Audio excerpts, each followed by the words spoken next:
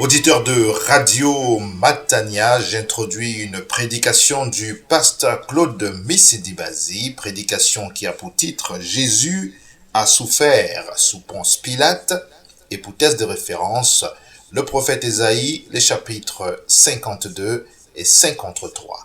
Jésus a souffert sous Ponce Pilate fait partie des prédications données par le serviteur de Dieu, prédications qui ont pour objectif de répondre à la question suivante: à quoi doit croire un chrétien authentique et contemporain?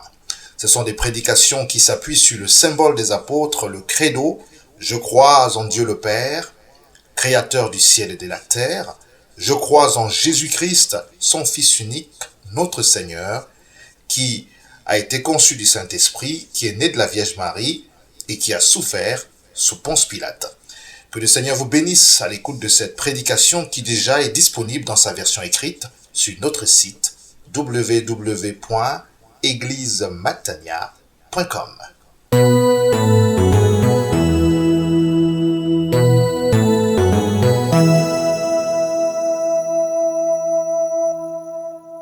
Je vous invite à vous lever devant le Seigneur, à ouvrir vos Bibles. Nous allons faire la lecture d'Ésaïe, chapitre 52, versets 13 à 15, jusqu'au chapitre 53, verset 12. Livre du prophète Ésaïe, chapitre 52, verset 13. Voici que mon serviteur réussira, il sera haut placé, élevé, exalté à l'extrême. De même que les foules ont été horrifiées à son sujet, à ce point détruite, son apparence n'était plus celle d'un homme, et son aspect n'était plus celui des fils d'Adam.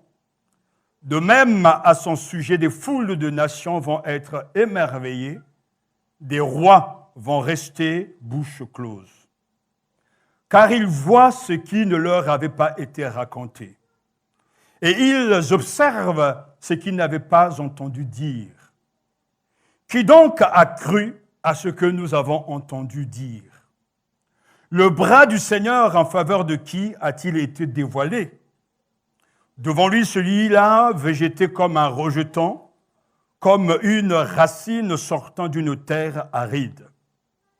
Il n'avait ni aspect ni prestance tel que nous le remarquions, ni apparence telle que nous le recherchions. Il était méprisé, laissé de côté par les hommes, homme de douleur, familier de la souffrance, tel celui devant qui l'on cache son visage. Oui, méprisé, nous ne l'estimions nullement. En fait, ce sont nos souffrances qu'il a portées.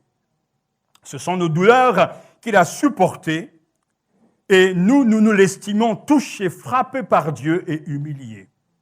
Mais lui, il était déshonoré à cause de nos révoltes, broyé à cause de nos perversités.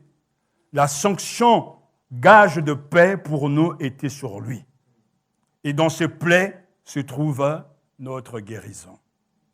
Nous tous, comme du petit bétail, nous étions errants. Nous nous tournions chacun vers son chemin, et le Seigneur a fait retomber sur lui la perversité de nous tous. Brutalisé, il s'humilie. Il n'ouvre pas la bouche comme un agneau traîné à l'abattoir. Comme une brebis devant ceux qui l'attendent, elle est muette. Lui n'ouvre pas la bouche. Sous la contrainte, sous le jugement, il a été enlevé. Les gens de sa génération, qui se préoccupent d'eux? Oui, il a été retranché de la terre des vivants.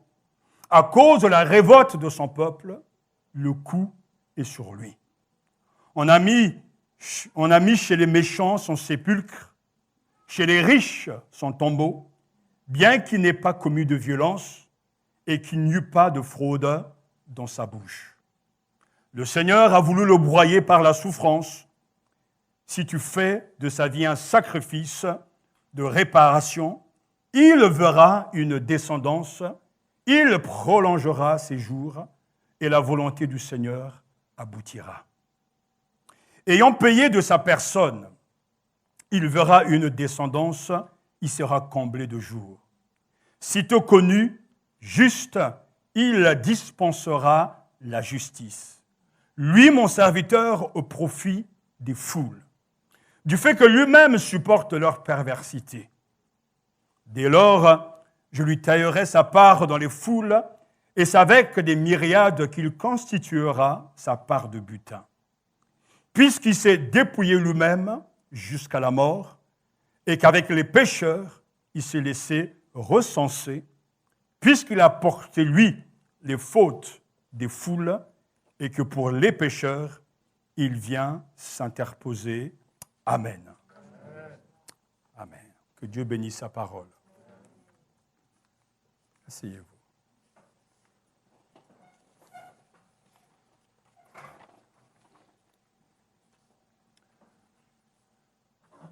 Le symbole des apôtres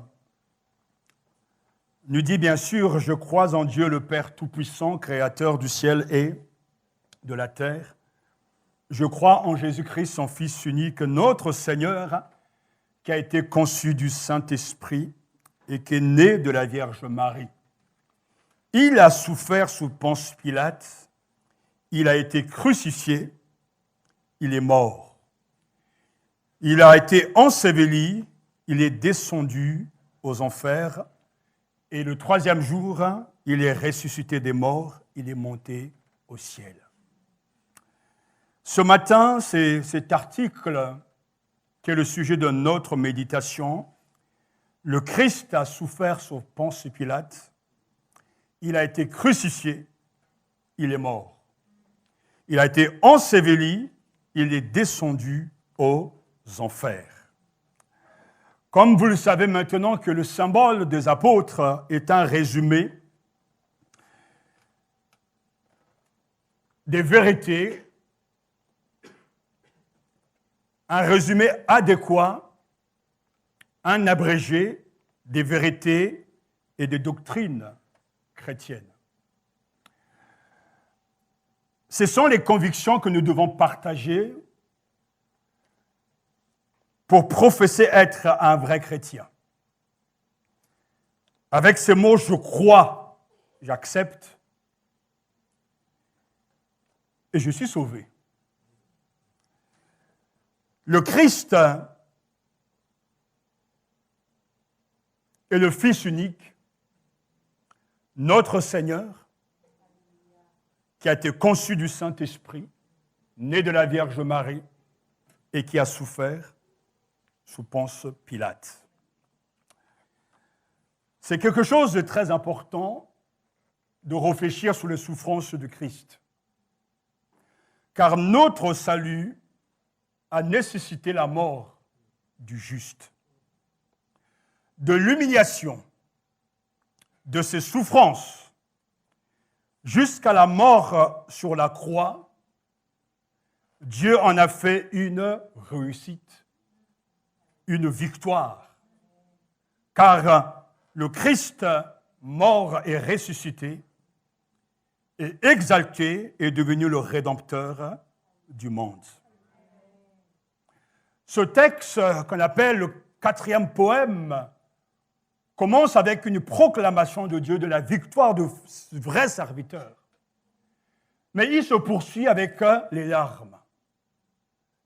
Mais des larmes qui vont se transformer en victoire. Car de ces larmes de cet homme de douleur, le Père va accomplir son œuvre et glorifier son Fils. Le Christ nous est expliqué ici bien avant sa venue sur la terre. Le prophète Ésaïe reçoit de la part de Dieu des vérités concernant le Messie. Et nous les avons vues, c'est pour ça que ce texte est riche et très important. Il nous faudra des semaines pour le creuser, tellement il est riche, considéré comme, en tout cas, un texte d'évangélisation que l'on devra constamment méditer, car à la fin de ce chapitre 52-53, je ne peux que m'écrier « mission accomplie ». La mission efficace de Jésus-Christ a renversé le péché, la mort, et a accompli le plan et le dessein de Dieu. Mission accomplie, car par ses meurtrissures, nous sommes guéris. Mission accomplie, car celui qui s'est abaissé par ses souffrances, le serviteur, élevé à la plus haute position, justifiera le peuple, celui qui croit en lui sera sauvé et justifié. Le symbole des apôtres parle de Jésus qui a été crucifié sous Ponce Pilate, a souffert et est mort et a été enseveli. Ce n'est pas un détail que nous avons avec cet article lorsque on nous dit qu'il a souffert sous Ponce Pilate.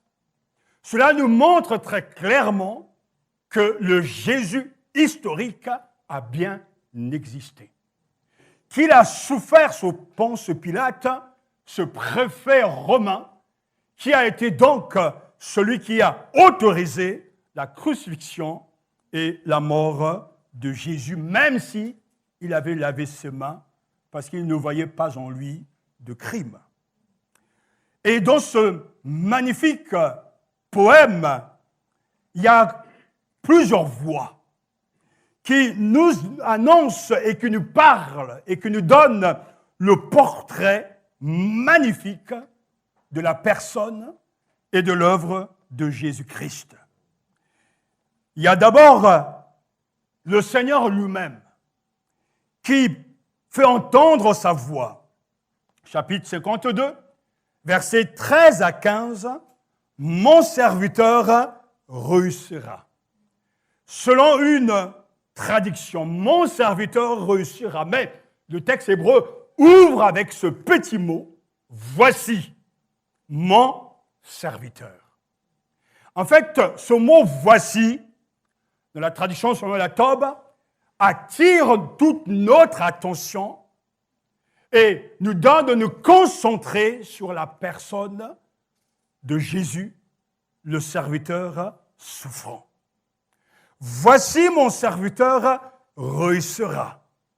Il rendra intelligent, il sera haut placé, élevé, très exalté, de même qu'à ton sujet, beaucoup ont été atterrés, ainsi, son aspect défiguré, plus qu'aucun homme et son apparence plus que les fils de l'homme. Dès le départ, le Seigneur annonce la gloire qui attend son serviteur. Mon serviteur réussira. Il purifiera beaucoup de nations. Devant lui, des rois fermeront la bouche, car ils verront ce qu'on ne leur avait pas raconté. Ils comprendront ce dont ils n'avaient pas entendu parler. Quand c'est le Seigneur qui parle de Jésus, nous devons prêter beaucoup d'attention. Car Dieu fait toutes choses. Dès le départ, c'est lui qui annonce et c'est lui qui soutient et qui réalise. Mon serviteur réussira. Et le Christ a vraiment réussi. Car en venant sur la terre, il n'avait rien pour attirer le regard.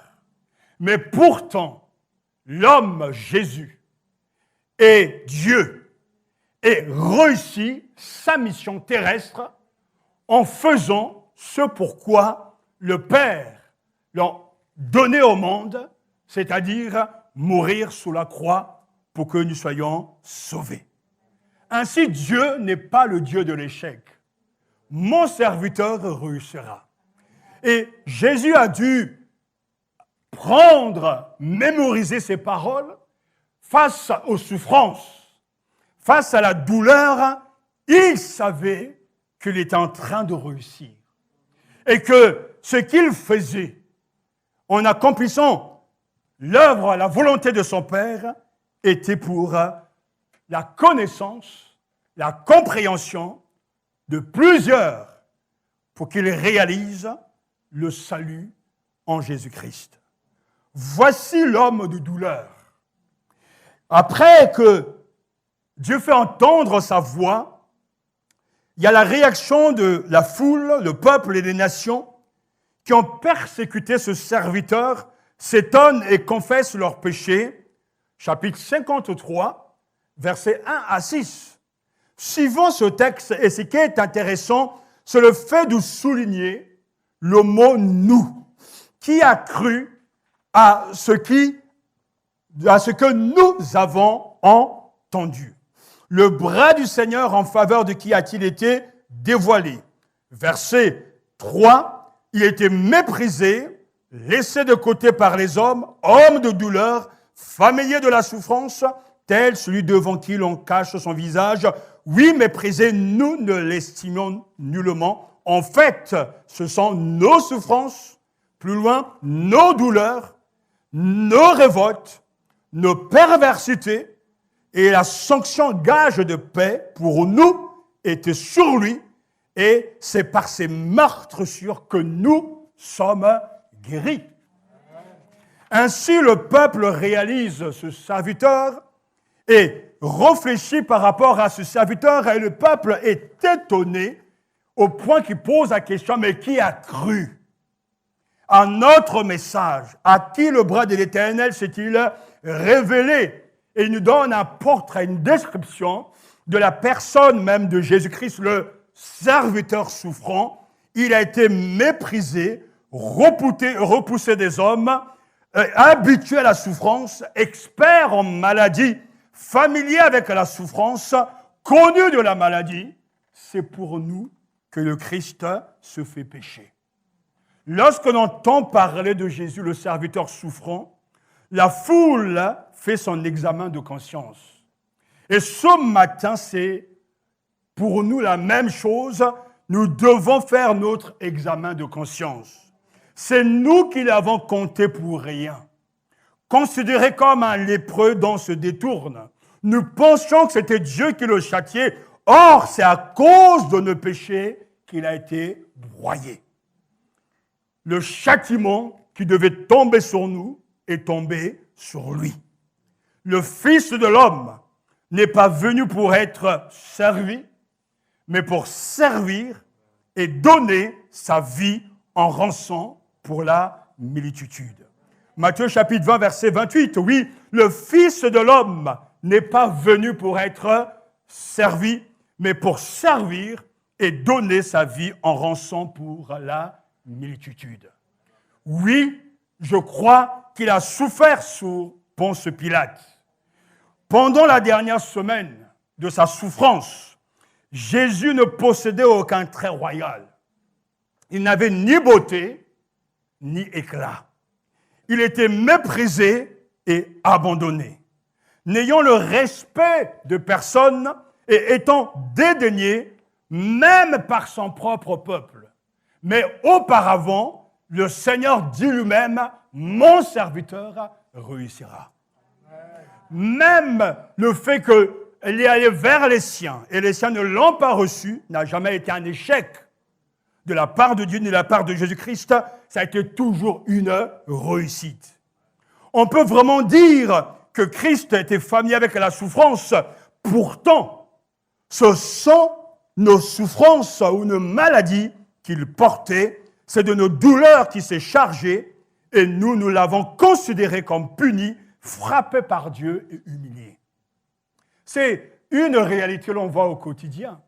Lorsque quelqu'un passe par des moments difficiles, traverse la souffrance, connaît l'angoisse, la réaction naturelle, c'est de dire qu'il est frappé par Dieu. Mais nous voyons bien que dans la Bible, un juste connaît aussi des moments difficiles. Le juste peut être et sera éprouvé connaîtra aussi la mort, connaîtra le deuil, fera face à des souffrances. Et cela ne veut pas dire qu'il y a du péché dans sa vie. Job était juste aux yeux de Dieu, mais l'épreuve, la mort l'a touché, mais il n'a pas perdu sa foi.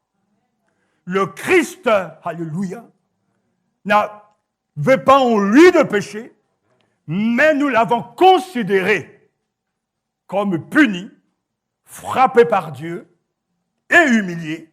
Mais nous oublions ce petit mot plutôt. Pourtant, ce sont nos souffrances qu'il a portées, ce sont nos maladies qu'il a portées, ce sont nos péchés qui l'ont crucifié. C'est par ces meurtrissures que nous sommes guéris. Oh, quelle vision!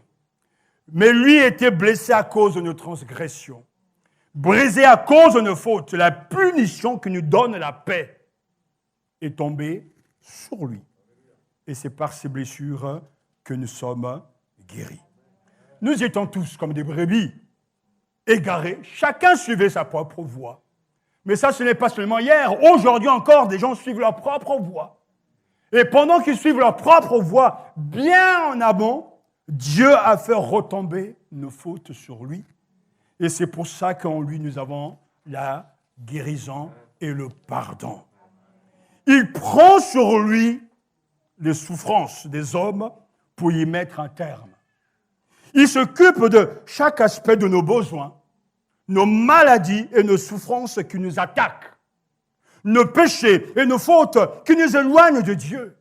Il nous apporte la guérison, il nous apporte la paix. Son œuvre de souffrance accomplit la volonté de Dieu. Il endure à notre place le châtiment du péché et nous procure la paix et la guérison des conséquences de nos fautes. 1 Pierre chapitre 2, versets 24 à 25 nous dit « Lui qui a porté lui-même nos péchés en son corps sur le bois, afin qu'au mort au péché, nous vivions pour la justice. Lui par les meurtrissures duquel vous avez été guéris. » On ne parle pas de guérison physique, on parle des conséquences du péché sur nous. Et les conséquences, c'est la séparation avec Dieu. Les conséquences, c'est l'angoisse de l'eau en enfer. Les conséquences, c'est d'être loin de Dieu. Mais lui, en versant son sang, par ses meurtrissures, l'œuvre de la croix, c'est-à-dire l'œuvre de la croix, nous sommes guéris. Le sang ne nous guérit pas. Il n'y a pas une théologie du sang là. Le liquide, non. Le sang est synonyme de l'œuvre de Jésus à la croix. En mourant, le Christ a versé son sang.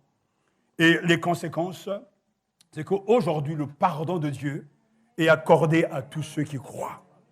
Car vous étiez comme des brebis errantes, mais maintenant, alléluia, vous êtes retournés vers le berger et le gardien de vos âmes. Si je crois aujourd'hui, si tu crois aujourd'hui, c'est parce que le Christ a fait le nécessaire. Il a enlevé les obstacles. Il a réparé, en versant son sang, notre relation avec le Père, en devenant médiateur entre Dieu et les hommes.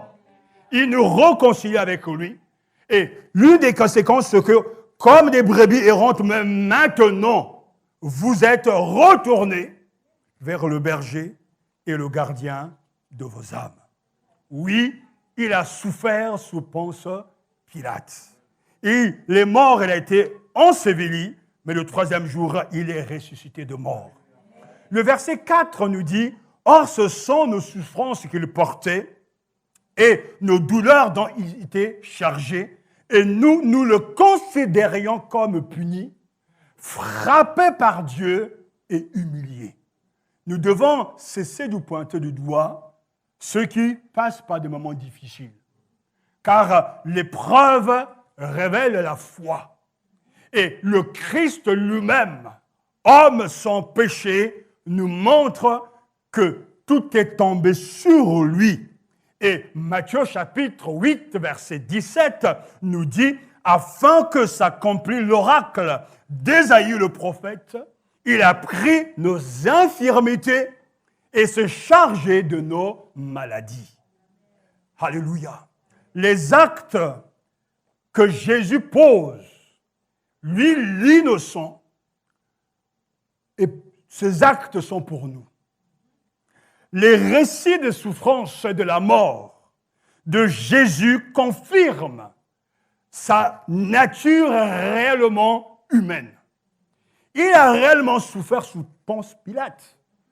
C'est-à-dire que Jésus était réellement homme.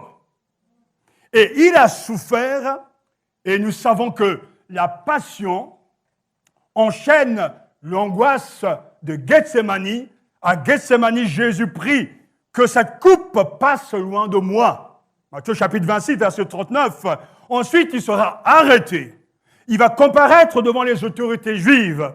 Après, il y aura le procès truqué romain, la crucifixion et l'ensevelissement du Seigneur. Et tout ça, il le vit dans sa chair. Le Christ était conscient des souffrances. Ce sont des souffrances choisies, acceptées, voulues pour porter la malédiction qui devait retomber sur nous. Le Christ a accepté de souffrir à notre place. Et lui-même le dit, et on ne fait pas attention à ce que Jésus dit, et que la prédication nous aide à prêter attention aux paroles du Christ. Dans Marc chapitre 8, verset 31, il dit, puis il commença à leur enseigner qu'il fallait que le Fils de l'homme souffre beaucoup, qu'il soit rejeté par les anciens, les grands prêtres et les scribes, qu'il soit mis à mort et que 3 jours après, il ressuscite. Dans le texte grec, ce mot déi, c'est-à-dire il faut. C'est une sainte obligation qu'il fallait que le Fils de l'homme souffre beaucoup. Et on doit se poser la question, mais il faut. Pourquoi il faut? Personne ne va au-devant des souffrances. Personne ne veut souffrir. Mais c'est là où on voit la grandeur de Jésus-Christ. Il a vécu des souffrances physiques. Moralement, il a été atteint aussi. Mais ce qui est remarquable, c'est que Jésus est conscient et Jésus assume ses souffrances, car l'objectif, c'est la vie et la liberté du peuple de Dieu. Il a connu les humiliations, il a connu le mépris, il a été abandonné. Et tout à l'heure dans la prière, il a été dit justement qu'il n'y avait pas un lieu où reposer sa tête. Jésus a vécu dans sa chair la pauvreté. Jésus a vécu dans sa chair les afflictions. On lui a craché dessus. Mais ça encore, ça ne fait pas de lui un sauveur unique. Car aujourd'hui encore, des chrétiens dans les pays sont persécutés à cause de leur foi. Et entrent dans la lignée de notre Seigneur Jésus-Christ à cause de la foi, ils sont emprisonnés. Mais la vraie souffrance de Jésus est à un autre niveau, c'est-à-dire d'ordre moral, car ce qui est difficile pour le Christ, qui a souffert sous Ponce Pilate, c'est qu'en lui, il n'y avait point de péché. Mais il se trouve confronté à des pécheurs. Il est mis à l'épreuve pour qu'il abandonne la mission, sa mission, et qu'il pêche en utilisant son pouvoir. Jésus est sans péché, mais Jésus fréquente les pécheurs. Jésus est sans péché, mais pourtant, il vient dans un monde pécheur. Jésus-Christ est sans péché, mais celui qui subit la malédiction de celui qui est pendu sur la croix à cause de nos fautes. Il faut que le Fils de l'homme souffre. Il faut. Et nous bénissons le Seigneur ce matin. Ça doit être un sujet de reconnaissance, de louange, d'adoration. Tout y est pour adorer Dieu. Parce qu'il faut. Jésus est conscient qu'il doit souffrir. Mais il n'a pas rebroussé chemin. Alors qu'à Gethsémani, l'heure des ténèbres est arrivé, Jésus prie. Père, si tu le veux, éloigne de moi cette coupe. Mais il termine bien par non pas ce que je veux, mais ce que toi tu veux. Il a souffert, il faut.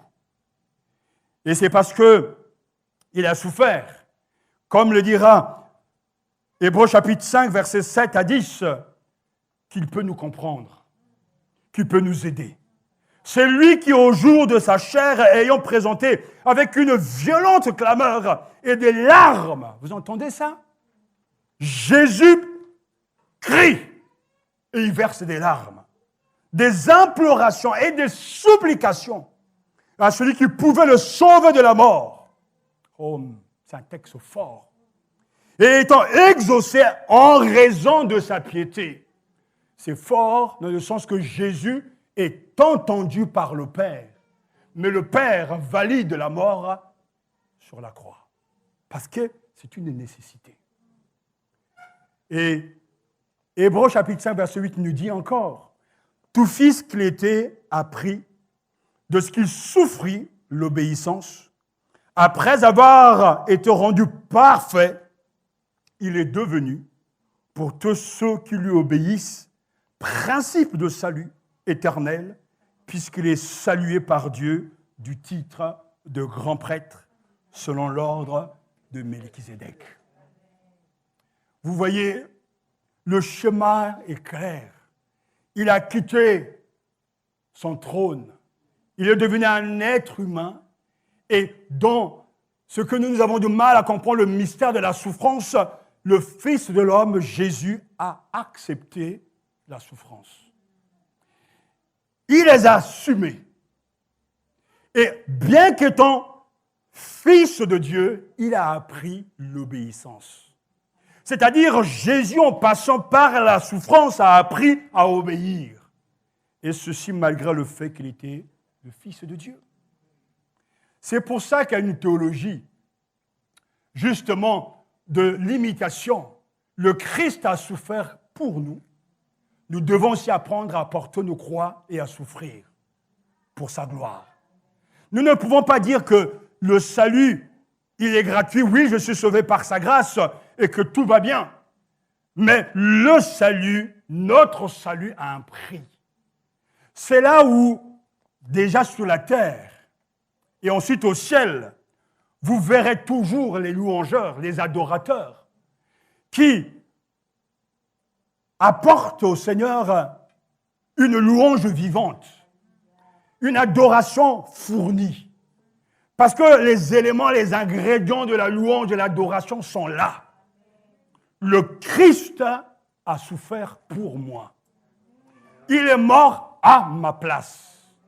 Alors, je ne peux que le remercier. Je devais subir le châtiment par identification avec Adam qui avait péché, mais Christ, en venant sur la terre, a pris sur lui mes malheurs, mes douleurs, mes péchés. Il a accepté de prendre ce que moi je ne pouvais pas prendre. Et lorsque l'on comprend ces choses-là, sur la terre et au ciel, il y aura un flot de louange, un flot d'adoration. Parce que, comme le Père l'avait déjà dit, voici mon serviteur, il réussira. Et dans les versets 7 à 10, on le voit bien, le prophète, le narrateur, médite sur le sort de ce serviteur victime, innocente mais mise à mort. Il dit, il a été maltraité, il s'est humilié, il n'a pas ouvert la bouche, pareil à un agneau qu'on mène à l'abattoir, à une brebis muette devant ceux qui l'attendent. Il n'a pas ouvert la bouche. Il a été enlevé sous la contrainte et sous le jugement. Et dans sa génération, qui s'est inquiété de son sort? Mais personne. Qui s'est soucié de ce qui a été exclu de la terre des vivants? Et plus loin, l'Éternel a voulu le briser par la souffrance. Et le mot est fort, il a voulu le briser, le broyer par la souffrance. Si tu fais de sa vie un sacrifice de culpabilité, il verra une descendance et vivra longtemps, et la volonté de l'Éternel sera accomplie par son intermédiaire. Quel merveilleux sauveur! Le prophète le voit bien, l'Éternel a voulu le briser par la souffrance. toute vie chrétienne qui exclut la souffrance liée au choix de porter la croix est un faux évangile. La Bible nous dit « arme-toi de la pensée de souffrir ». Plusieurs fois dans cette assemblée, j'ai dit que je ne parle pas ici des souffrances qui sont le lot de tout être humain. Tu fais des mauvais choix, de mauvais placements. Tu t'endettes en prenant crédit à un prêt. Tu achètes des choses et que par la suite, tu perds ton travail, tu as des souffrances, tu souffres parce que tu as fait ce choix. Ce n'est pas la souffrance selon Dieu, ça. Personne ne t'a dit de faire ça.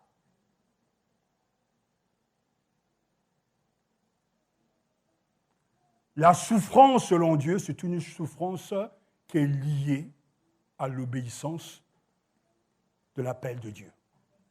Jésus a souffert non pas parce qu'il avait fait de mauvais choix, mais parce qu'il a accepté de prendre sur lui nos péchés.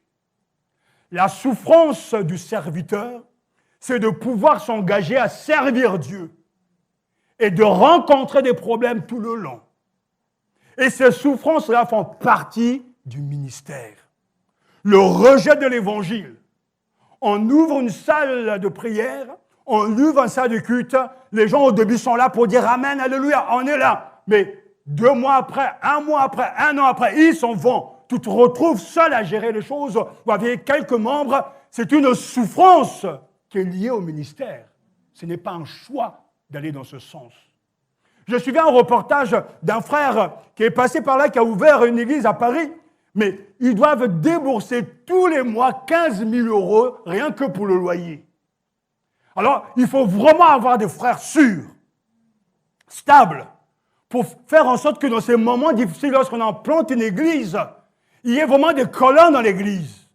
Des gens qui, au bout de 2 ans, 3 ans, n'abandonnent pas, mais des gens qui ont épousé la vision et qui se disent « je suis là pour la gloire de Dieu ». Et si je dois vendre ma voiture, ma maison, je le ferai parce que j'ai compris la volonté de Dieu. Il faut avoir des gens comme ça. Parce que si vous avez des gens qui font des allées-venues, comme souvent c'est le cas, vous allez vous retrouver à gérer les choses et vous allez être dans des problèmes d'argent, alors que ce n'est pas un choix, votre mauvais choix, non, c'est la conséquence de l'infidélité des gens. Dans le ministère, on rencontre des difficultés. On fait face à des souffrances, mais je bénis Dieu parce que dans ces souffrances-là, le Seigneur nous accompagne. Nous avons ouvert ce lieu de culte et certains étaient là au début, d'autres sont partis, d'autres sont encore là et demain d'autres partiront, d'autres reviendront, mais par la grâce de Dieu, nous tenons ferme. Nous sommes là et Dieu renouvelle constamment son Église. Dans un monde idéal, si tout est imposé par des lois, on obligera même les gens qui sont partis de régler leurs factures. Car dans le monde, même si tu déménages de Paris à Bordeaux, tu paieras toujours les impôts.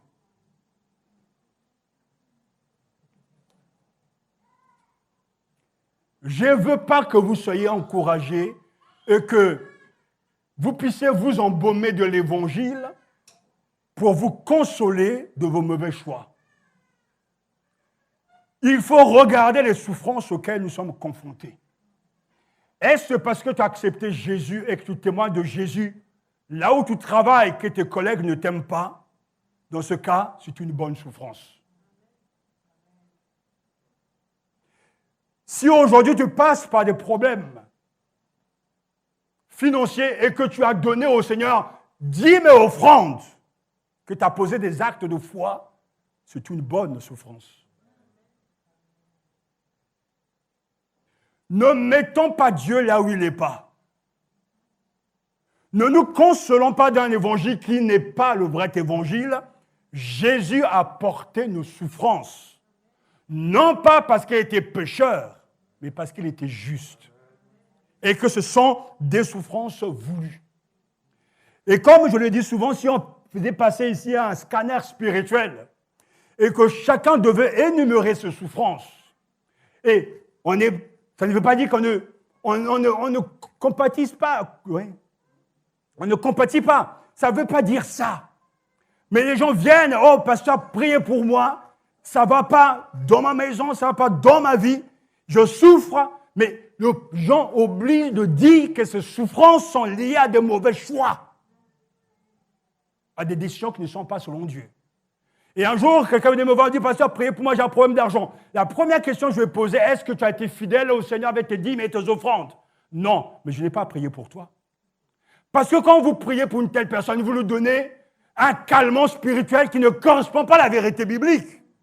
Vous devez plutôt prier pour que la personne se répande. Et en recevant le pardon de Dieu, priez pour la suite. Mais ne la consolez jamais dans ses péchés.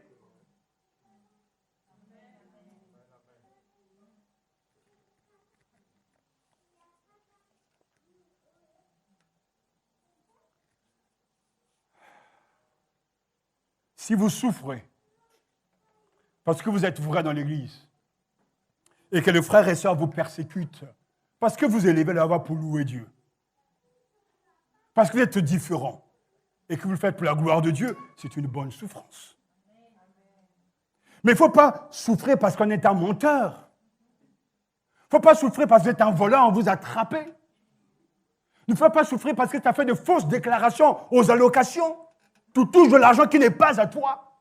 Dans une église que nous étions, les gens font des fausses déclarations, ils déclarent des enfants qui ne sont pas leurs enfants. Ce sont souvent même des cousins, des nièces, des neveux, tout ça pour toucher des allocations. Et quand on vous attrape, et quand on vous demande de rembourser, ne va pas pleurer au Seigneur, je suis persécuté. Mais non, tu mérites la persécution. Tu es un voleur.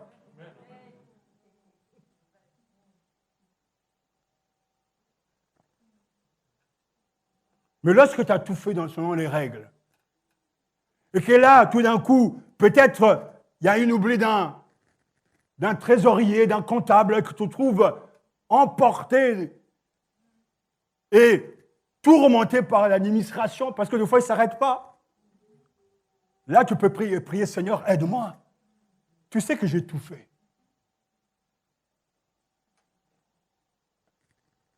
Comme quelqu'un qui avait acheté son billet de train, mais qui n'avait pas composté. Le contrôleur est arrivé. Mais ça n'a pas arrivé d'avoir un oubli. Mais même malgré la bonne foi, quand ce n'est pas composté, ce n'est pas valable. Il faut tomber sur une bonne personne. Est-ce que tu souffres ce matin? Pourquoi est-ce que tu souffres? Tu souffres pour tes enfants? Est-ce que tu leur as communiqué l'évangile? Est-ce que tu as prié avec tes enfants? Est-ce que dans ta maison, il y a une réunion de prière où tu intercèdes pour eux? Où tu leur donnes des bons conseils? Il y a une souffrance qui est liée à la croix. Dans le ministère pastoral, il y a des souffrances que je n'ai pas choisies, je n'ai pas envie de souffrir. Mais c'est lié à l'appel et à l'obéissance. Il n'y a personne ici qui a envie d'être malheureux. Il n'y a personne ici qui a envie d'être trahi, comme j'ai été trahi. Il n'y a personne qui a envie d'être abandonné. Nous voulons tous être heureux. Mais pourtant, le choix de suivre Jésus implique quelquefois des ruptures, des trahisons, des mensonges. Et même l'apôtre dira, parmi les faux frères, que de souffrance. Mais Dieu soit béni parce que le serviteur Jésus-Christ, notre Seigneur, a vaincu. Après tant de troubles, nous dit-il, verset 11, il verra la lumière et sera satisfait. Par sa connaissance, mon serviteur juste procurera la justice à beaucoup d'hommes, celui qui portera leurs fautes, ayant payé de sa personne, le Christ verra la lumière. Et il a vu, alléluia, aujourd'hui nous le voyons couronné de gloire et d'honneur à cause de la mort dont il a souffert, alléluia. Voilà pourquoi, c'est la conséquence, verset 12, je lui donnerai sa part au milieu de beaucoup, il partagera le butin avec les puissants, parce qu'il s'est dépouillé lui-même jusqu'à la mort, et qu'il a été compté parmi les criminels, parce qu'il a porté le péché de beaucoup d'hommes, et qu'il est intervenu en faveur de coupables. Et le poème s'achève avec une même proclamation qu'au début. C'est à cause de ces souffrances que le Seigneur verra la lumière et sera comblé. Le Seigneur proclame la valeur infinie de la souffrance du juste. Elle justifie même les multitudes, verset 11. Et voilà pourquoi je lui donnerai sa part au milieu de beaucoup. Lorsqu'on regarde les chrétiens, on peut dire oui, nous sommes la part que le Père a donnée à son Fils. Nous n'étions pas là à Golgotha, mais tout avait été déjà prévu. Nous n'étions pas là au pied de la croix, mais le Père avait déjà tout coordonné. Et il nous a donné comme part à son Fils qui le mérite largement. Voilà pourquoi je lui donnerai sa part. Il est l'agneau de Dieu qui ôte le péché du monde. Et cela s'est vu d'abord dans la vie de l'Éthiopien, qui lui est en train de lire Ésaïe chapitre 1. Pourquoi vous ne me répondez pas? Oui, 53. L'Éthiopien est en train de lire ce chant du serviteur souffrant. Écoutez bien, quand le Philippe, qui en fait, loin de Dieu, s'approche de lui, il pose une simple question. Comprends-tu ce que tu lis? Et il lui répond, mais comment le pourrais-je si personne ne me guide? Et alors, Philippe va lui expliquer, et la conséquence, c'est quoi? La conversion qui suivit du baptême. C'est ce que l'Évangile a toujours fait. Tout à l'heure, je vous disais, il y a une lecture que l'on fait dans sa maison. Et on comprend déjà. Mais on a besoin d'un guide. Et Philippe est venu pour le guider, pour aller plus loin. Et en lui expliquant les Écritures, la lumière pénètre son cœur. Les écailles tombent de ses yeux. Et il comprend qu'on parle du serviteur, le juste, souffrant, le Christ. Alors, qu'est-ce que m'empêche aujourd'hui, moi aussi, d'être baptisé? Vous voyez bien que le comportement est lié à la compréhension et à la lumière. Il ne peut pas en être autrement celui qui a vu, celui qui a compris, qui a été saisi, il le change. Et ce changement n'est pas le produit de l'agir humain, c'est le changement que le produit de l'action de Dieu par la puissance de la parole. Ainsi, il obéit et il va repartir. Il va partir en Afrique, il va retourner en Afrique pour propager la bonne nouvelle, pour affirmer que Jésus est réellement le Messie. Il doit y avoir une même histoire pour toi. Une vie avant et une vie après. Moi aussi, Seigneur, je suis en train de lire, mais je ne comprends pas. Guide-moi et donne-moi de te comprendre.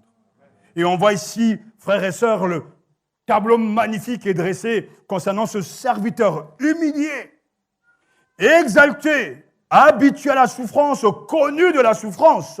Le serviteur juste justifiera beaucoup par sa connaissance. L'Éternel fait retomber sur lui toutes nos fautes et les crimes des coupables pour lesquels le serviteur avait intercédé. Enfin, le serviteur s'élèvera, lui qui a porté le péché de beaucoup. Et Pierre l'a bien résumé en évoquant les souffrances du Messie et la gloire dont elles seraient suivies. Il cherchait à découvrir l'époque et les circonstances indiquées par l'Esprit de Christ qui était en eux lorsqu'ils attestaient d'avance les souffrances du Messie et la gloire dont elles seraient suivies. 1 Pierre, chapitre 1, verset 11. Frères et sœurs, ne fallait-il pas que le Messie souffre ces choses et qu'il entre dans sa gloire? Nous disons oui. Paul le reconnaît, Christ est mort pour nos péchés, conformément aux Écritures. 1 Corinthiens chapitre 15, verset 3. Et prenant une condition de serviteur, il s'est humilié, lui-même en faisant preuve d'obéissance jusqu'à la mort, même la mort sur la croix. C'est aussi pourquoi Dieu l'a élevé à la plus haute place. Philippiens chapitre 2, versets 7 à 9. Ainsi, cette mission est couronnée de succès. une fois abaissé par ses souffrances, le serviteur élevé à la plus haute position, il va justifier tous ceux qui croient en lui. Mon attitude vis-à-vis de la croix, c'est d'abord de la reconnaissance, mais aussi de la foi et de l'obéissance. Seigneur, je te remercie de ce que tu es mort à ma place et que tu as subi mon sort. Et tu l'as fait par amour. Tu l'as voulu. Tu l'as choisi parce que tu m'aimes. Je veux aussi, Seigneur, croire que si tu as souffert sous Ponce Pilate, tu as été mort, crucifié, mort, enseveli, mais tu es également ressuscité d'entre les morts. Aujourd'hui, ton œuvre de rédemption t'a donné le titre le plus élevé, le Seigneur de l'univers. C'est pourquoi Dieu l'a souverainement élevé et lui a donné le nom qui est au-dessus de tout nom. Oui, il le mérite. Alors, que répondre à ça, sinon un moment de louange, un moment d'adoration. Tout à l'heure, dans les chants que notre frère nous a proposés, il y avait ce chant « Torrent d'amour et de grâce, je crois en ton sacrifice. » Nous ne pouvons que terminer à chaque fois les prédications que par un temps de prière de louange. C'est la première des réponses, remercier Dieu, croire et obéir. Chantons le premier.